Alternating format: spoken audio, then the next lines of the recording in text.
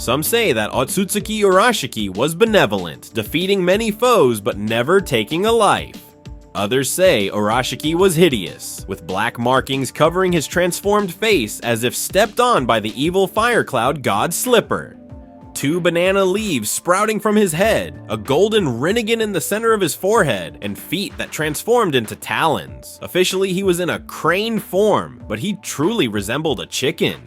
In my opinion, Urashiki single-handedly lowered the prestige of the entire Otsutsuki clan, swinging a fishing rod around to steal chakra, only to be ultimately defeated by 2 underlings. But that's just Urashiki's legacy. In this video, we'll examine Urashiki's life in detail. When Kaguya Otsutsuki showed abnormal behavior, he was dispatched to Earth along with Momoshiki and Kinshiki to investigate. As the advanced scout for his clan, he headed to Earth first. During his journey, he detected the chakra of a clansman on the moon, so he forcefully descended onto the lunar surface. After searching thoroughly, he finally found Toneri Otsutsuki, but Toneri wasn't welcoming of his arrival and launched an attack against him. Urashiki immediately cast out his fishing rod, trapping Toneri with a hook. Since he wasn't authorized to kill fellow clan members, he pulled out a small black box and used time-freezing jutsu, sealing Toneri in the Dragon Palace Castle for 10,000 years. He also took Toneri's puppet army. Then he went to Earth. After gathering basic intelligence, he brought his enforcers, Momoshiki and Kinshiki, to Earth and informed them that Kaguya had betrayed them, even mating with humans to produce offspring. Now Kaguya had been sealed away, and the Ten Tails had been split into 9 parts. It must be said his investigative abilities were quite impressive.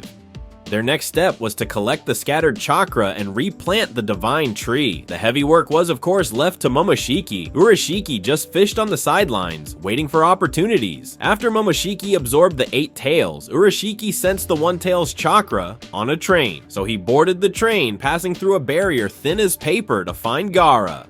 Knowing Gaara was once a Jinchuriki with residual tailed beast chakra, he cast his rod, the hook piercing through Gaara's sand defense and entering Gaara's body. Gaara quickly pulled the hook out with his hand in sand, but the hook had already extracted part of Gaara's chakra. When Gaara's guards arrived, Urashiki followed his principle of retreating when necessary, using his Yomotsu Hirasaka to escape. When Momoshiki attacked the Chunin exam venue, Urashiki wasn't idle either, observing the situation from the shadows. Seeing Naruto use Sage Mode, he deemed this power too dangerous to let loose.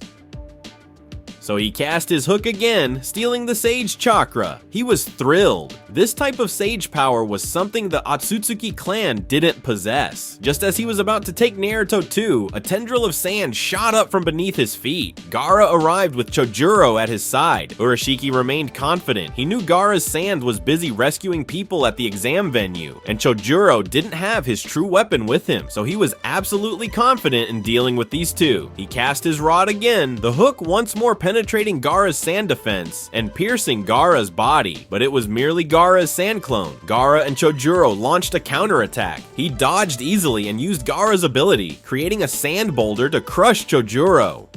As Chojuro broke it with his sword, Urashiki's hook flew up and snapped Chojuro's blade in half. At that moment, Gaara and Chojuro's eyes became resolute. One turned a rock into sand, the other pulled out his water sword. Chojuro told him their power came from years of training, always responding to their call, unlike someone like him who relied solely on stolen power. So he decided to correct their misguided perspective. Soon he had worn them both out. When Chojuro charged with his water blade, Urashiki easily blocked it and released lightning from his fishing basket, paralyzing Chojuro. Just as he was gloating, a massive sand hand emerged from the ground, but he had anticipated everything, dodging and then releasing an identical sand hand, creating a friendly handshake in midair. Gaara and Chojuro were at their wits' end. He was about to finish the battle with Gale-style laser circus, when suddenly massive water streams erupted from below. Gaara had used his sand to tap into underground water veins. Then Chojuro unleashed Great Waterfall Tree. Urashiki tried to resist, but found his fishing rod controlled by sand. With no choice, he used his space-time technique to flee, but he had successfully detained 2 Kage, so it wasn't a total loss. Now he just needed to wait for Momoshiki to capture the 9 tails chakra, but to his great surprise, Momoshiki was defeated by mere humans. The responsibility of harvesting the divine tree now fell on his shoulders. He knew his combat abilities were limited, and he couldn't directly confront the ninja villages, so he decided to stealthily capture the other tailed beasts. He first went to the sand village where Shokaku resided, but was intercepted by Gaara and Sasuke. He deployed Toneri's puppets, and both sides fought 300 rounds in the desert, the battlefield covered with black flames and sand.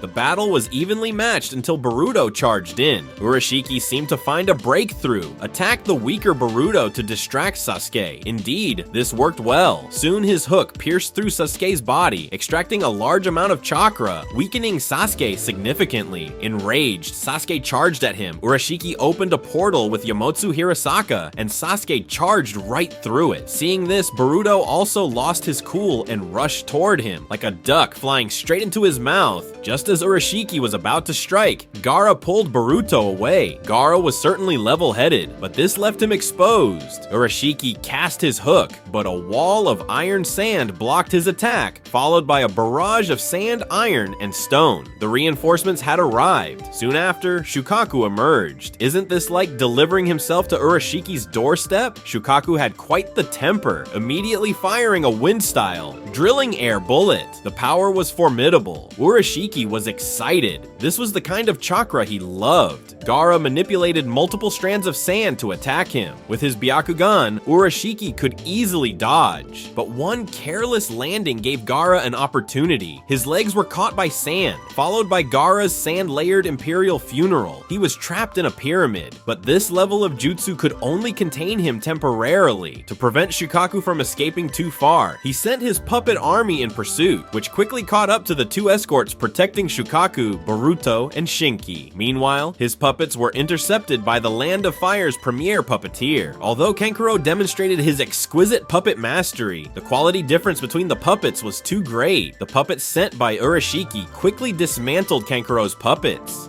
In the end, Kankuro detonated his own puppets, leaving only one of Urashiki's 4 puppets intact. The remaining one quickly caught up to Shinki and the others, significantly hindering Boruto's group. Through the combined efforts of Boruto, Shukaku, and Shinki, the last puppet was defeated. By this time, Urashiki had finally broken free from the sand's control and stealthily caught up. He swiftly captured the isolated Shukaku's chakra in his fishing basket. Then he pursued Boruto and Shinki. In a moment of carelessness, Boruto's shadow clones combined with transformation jutsu fooled him. He was unwittingly sealed again by Shinki's iron sand and black iron. After breaking free once more, he finally located Boruto and Shinki, only to be tricked again. That Shinki was actually Boruto's transformed clone, while the real Shinki had already taken Shukaku to Konoha, so he decided to capture Boruto as leverage to force Konoha to surrender Shukaku. Just as he cast his hook to extract Boruto's chakra, a wall of sand and iron blocked his hook. Shinki had returned. Sand iron protective wall encased him, but as before, this level of jutsu could hardly harm him. He forcibly broke free and cast his rod in counterattack, which they easily neutralized. Shinki attacked with iron sand, steel fist, but he used Yamotsu Hirasaka to dodge and reappeared behind Shinki, kicking him away. After a series of battles, he used Yamotsu Hirasaka again, but Boruto's Jogen suddenly awakened, allowing him to see where Urashiki would emerge. Then, using a group of clones as cover, both Shinki's Iron Fist and Boruto's Rasengan landed squarely on him. He never expected 2 mere underlings to have such capability, even knocking off one of the horns on his forehead. Furious, he vowed to kill them. He cast his hook at the exhausted pair, but Sasuke returned just in time. He had no choice but to retreat.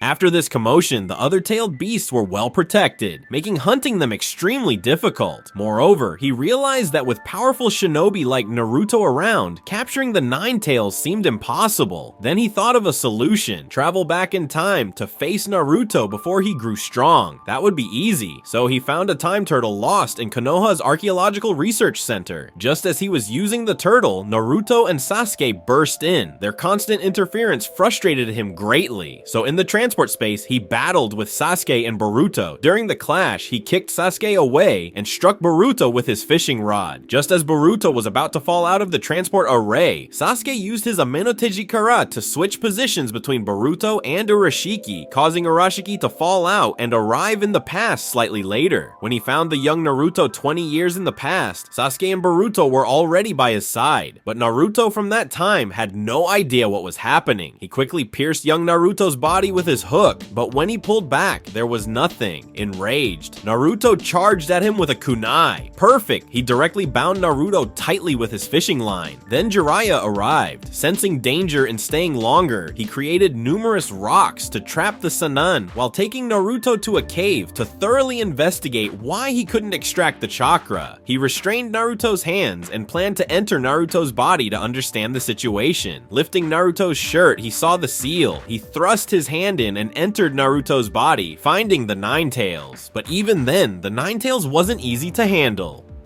He reached for the chakra, but after taking just a small amount, his hand was burned. He tried again to take the Nine Tails chakra, but was expelled by the Nine Tails leaking chakra. His hook couldn't penetrate Naruto's body. Soon after, Naruto broke free from his fishing line. Sasuke, Jiraiya, and Boruto arrived. He battled with Sasuke again. Soon his hook hit Sasuke again, but this time, he couldn't extract anything either. Sasuke had also been placed under a sealing jutsu. Seeing no benefit in continuing, he retreated. After thorough strategic planning and preparation, he confronted Naruto and Boruto again. He pulled out a puppet infused with chakra from his basket, releasing a living doll. Then he used lightning style, forcing Naruto and Boruto into frantic evasion. The lightning successfully knocked down Boruto and slowly approached Naruto. Several fire style, toad oil, flame bullets flew in. Jiraiya and Sasuke had arrived. He used Sasuke's Chidori stream to attack Sasuke. Jiraiya moved behind him, which he immediately sensed, appearing behind Jiraiya and piercing through him with his fishing rod. Naruto's Rasengan, he easily dodged. My eyes can see the future. Is this observation Haki awakening? What followed became an iconic scene. As he approached Naruto, Sasuke dove forward. He took Sasuke down with a right leg sweep, then jumped onto Sasuke, pinning him to the ground. He followed with a windshield to blow Sasuke away. After Sasuke threw his sword at him, he charged directly at Urashiki and firmly grabbed him. Urashiki used the Otsutsuki clan's most powerful taijutsu, Otsutsuki Elbow Strike. Sasuke felt the pain, but lifted Urashiki with all his might, and together they fell off the cliff. When he climbed out of the water, Sasuke had vanished, so he searched everywhere for Sasuke. To conserve chakra, he wouldn't even activate his Byakugan, truly a calculating person.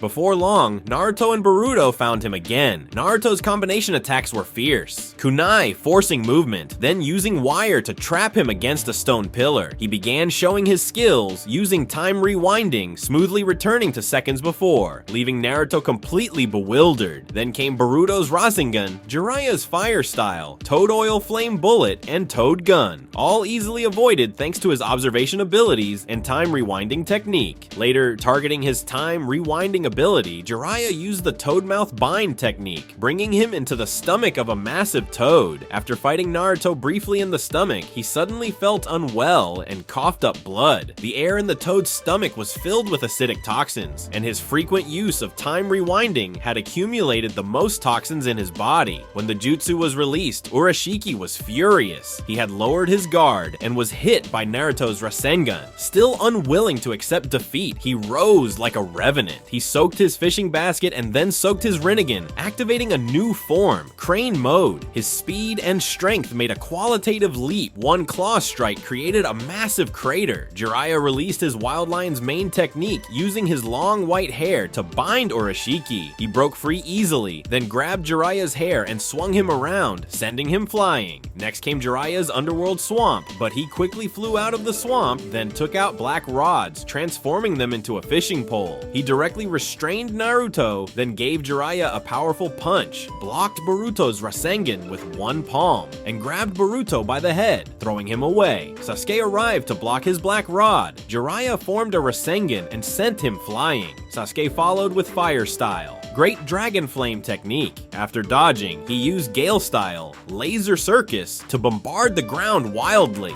Sasuke stopped holding back, using Chidori and Fire Style successively, but still couldn't escape being pinned to the ground by Urashiki's hand. Jiraiya came up with a Rasengan, and Boruto was easily subdued as well. Seeing Naruto about to go berserk, he fired another blast at Naruto. To protect Naruto, Jiraiya flashed in front of him, taking the hit while protecting Naruto. Jiraiya fell. Naruto went berserk. Red chakra ignited. Naruto formed multiple Rasengans with his mouth and fired them them at Urashiki. Then Boruto rescued Naruto. Together they formed a massive Rasengan. Urashiki had to use his ultimate technique, Gale-style Laser Circus. Two great orbs collided in the air. Urashiki was absolutely confident until Jiraiya attacked his arm with a Rasengan, and Sasuke unleashed his long-unused S-rank lightning style, Kirin. Under the multi-pronged attack, he could no longer resist, finally dying beneath the Rasengan created by Boruto and Naruto's combined efforts. After seeing Urashiki's performance, I really don't know what Kaguya was afraid of. Was she afraid her clansmen would come and embarrass themselves?